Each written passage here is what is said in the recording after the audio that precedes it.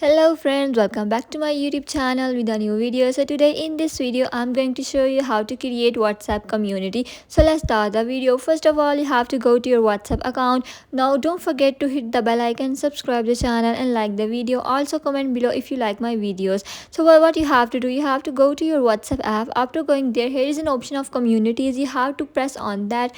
After press on that, you have to learn the steps how you can create a community, example of communities on WhatsApp, so you can learn like how community works and how it does work. So you have to read all the terms and conditions from here. So this is very helpful to create like content easily on your communities. You can see on screen how to create a community. You have to press on that. Here you can see the step. First step is you have to go to your chat tabs, tap on community, tap on new community, tap get started, enter the community name. Also you can also like description of your community, like tell the people about your what is your community. So this is the very first step, and the second step you have to tap on create and your community will be created. You can only add 100 people in your community. You just have to do create a community and add the people as you want it. If your community is open, anyone can ask join it, but if you want your community invite only the person you are invited can be added into your community. So the second step is how to group or community, like how you can add group of community. You have to press on that and see all the details.